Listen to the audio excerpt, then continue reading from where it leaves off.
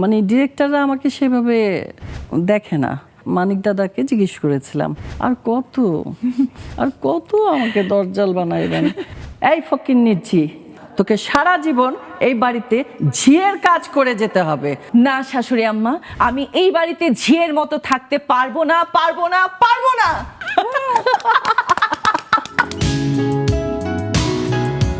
উনি এই negative character থেকে বের হয়ে উনি একজন ভালো ক্যারেক্টার, মানে নর্মাল, ভালো শাশুড়ি, ভালো বোন, এই ক্যারেক্টারগুলো উনি কেন করেন? আমরা আসলে করতে চাই না সেটা না, একটা শিল্পী চায় সব ধরনের চরিত্র করতে, আর কোনো শিল্পী চায় না প্রথমেই নেগেটিভ হোক বা নেগেটিভ রোল করুক। সবাই কিন্তু একটা এটা আশা আমার নিজেরও প্রশ্ন ছিল যে কখনো ইচ্ছে করেনি আপনার একটা পজিটিভ রোল করতে? তো আমি করেছি, অনেকগুলো ছবি করেছি পজিটিভ। তো মানে ডিরেক্টররা আমাকে সেভাবে দেখে না, বলে যে এটাই তুমি ভালো করো। একদিন আমি মানিক দাদাকে জিজ্ঞেস করেছিলাম, ওনা অনেক ছবি করেছি, আমি বলছি দাদা আর কত আমাকে দরজাল বানাইবেন, এবার একটা ভালো পার্ট দেন না দয়া করে, কারণ আমি যদি না পারি তাহলে আর নিয়েন না, তাহলে ওটাই দিন।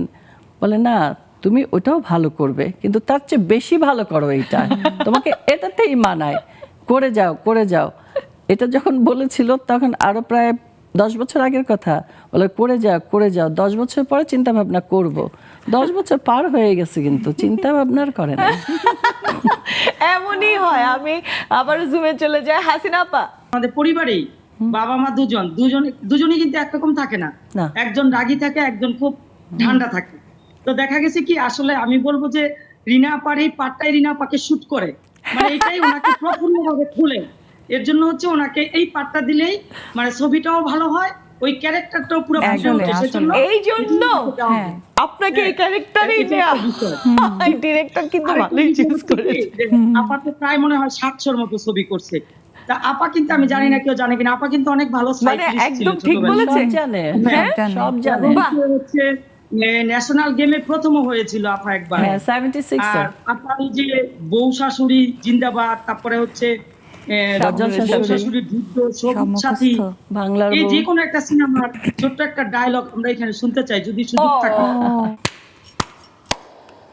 বাহ বাহ বাহ, এটা তো এখন চৌধুরী বাড়ি নয়, এটা এখন চৌধুরী এতিমখানা। এই ফকির নিচ্ছি, তুই কি দেখে আমার এই বাড়িতে ঢুকেছিস, আমার ছেলেকে পছন্দ করেছিস? তুই কি ভেবেছিস তোকে আমি সারা জীবন রাজকন্যার মতো শুইয়ে বসিয়ে খাওয়াবো? প্রশ্নই আসে না, কোনোদিন তোর মনের আশা পূর্ণ হবে না। তোকে সারা জীবন এই বাড়িতে ঝিয়ের কাজ করে যেতে হবে যতদিন আমি বেঁচে আছি। তোর মনের আশা কোনোদিন আমি পূরণ হতে দেব না। না শাশুড়ি আম্মা, আমি স্বাবলম্বী হতে চাই। আমি এই বাড়িতে ঝিয়ের মতো থাকতে পারবো না, পারবো না, পারবো না। আমার তো ভালো করছো।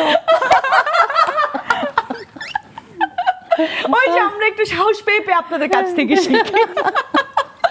আচ্ছা, ভালো ছিল। হাসিনা আপা খুশি হয়েছে।